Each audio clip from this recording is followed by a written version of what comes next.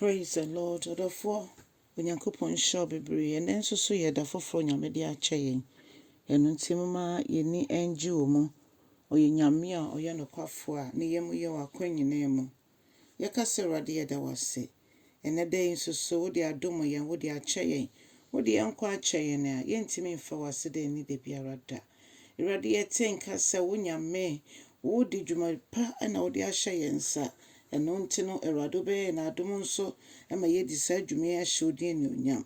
Ɛno nti Awurade ma yɛn nyinaa yɛhu adom akyɛde a wode adom yɛn na yɛtumi de ayɛ akra ho adwuma yɛde aboaboa yɛn ho kɔsi sɛ wo Kristo Yesu bɛba.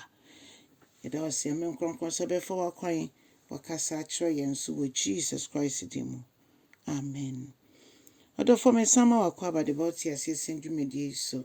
Ni ebefa ya kenkan nsɛm so efi Galatifoɔ ma etimienu kyekyem du nkronkosi eduonu baako na ɔka sɛ ebrebia mepere sɛ ana meha me ho sɛ mepɛ sɛ medi mmara no so no mete nka sɛ ebu mefo ɛno nti sɛ yɛhwɛ mmara no di anka bɛka sɛ mu baako kora ni wɔ yɛbɛtumi adi so ɔdɔfoɔ ɔse ɛno nti megyae sɛ mede me ho ɛto mmara no so nti sɛ me ne wo nso ɛnyɛ mmara no na ɛbɛgye yɛn ɛnyɛ mmara no na ɛbɛgye yɛn ɛka mmara no di a nka ɛbɛbu yɛn nyinaa afɔ na yɛgyae mmara no sɛ yɛde yɛn ho to so a na yɛgyae sɛ yɛbɛbɔ yɛbra ɛwɔ Onyankopɔn mu na yɛabra bɔ dada no yɛbɔ ɛno ne Kristo Yesu asɛnnua mu ɛno nti ɛnyɛ yɛn ɛne yɛte ase biom na mmom Kristo Yesu a ɔte yɛn mu no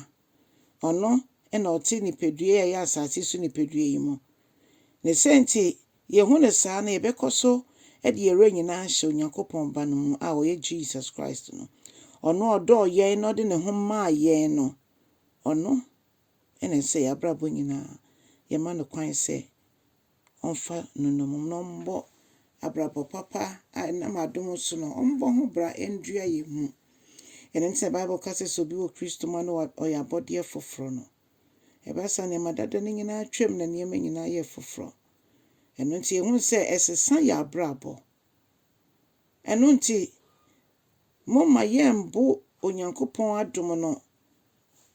Becan say yambunu biara. Name mon yambuni say a dear as some of workers see. If you say adom and not on yanko ponam Christo so.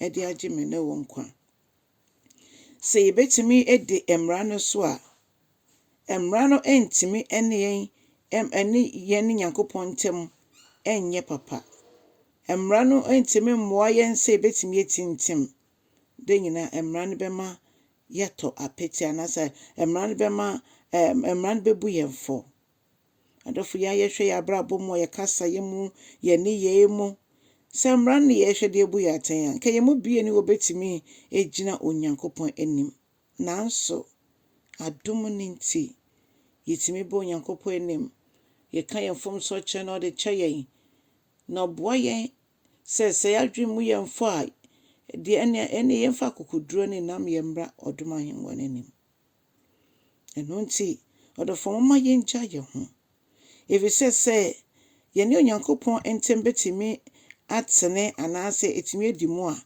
yɛfa Kristo Yesu sɛ Awurade ne yɛkra gye nkwa ma ne bɛtena yɛ mu na wabɔbra no afa yɛ mu wakyerɛkyerɛ sɛ de yɛntu yɛ anamɔ wei ɛmfa yɛtutu sisi ɔno nanamɔ mu a esi yɛn yie sɛnte saa ne nka Kristo Yesu nka nhia sɛ ɔbɛbɛwu nanso yɛnti sɛ de bɛ adom no bɔfo bɛka sɛ bɛ locate yɛnti baba bɛwu ɛde agye me ne wo nkwa Onyankopɔn ɔnhyira bebree san sɛ wama ho kwan sɛ ɔmfa wo nyɛ nea ɔpɛ Awurade yɛda wase na wɔtwe foforo nso yɛnim sɛ betutu yɛ na mo asi yɛ ama yɛ wasɛm bia bɛba yɛ nkyɛn yɛbɛte o baabi a yɛbɛkan ne nyinaa de mfasodeɛ bɛma yɛ yɛbɛhu sampa ɛyɛ adom be ɛna wɔnam so a wɔde agye yɛ nkwa yɛda wase sɛ wɔyɛ no kwafo nti yɛne yɛbusua nyinaa yɛmfidua ne ɔmo yɛne mɔmu nyinaa mpo no wadom aboa yɛn ama yɛn nyinaa yɛnante wo din mu ɛwɔ adom ne nti yɛda wase wɔ Yesu Kristo din mu. Amen. Ɔdɔfoɔ sɛ Yesu amen na yɛbɛhyia ɔkyena ɔba nso a ne yie mu a so wayɛ krado. Mama yɛnsiesie yɛn ho ɛnsie ɛma Kristo.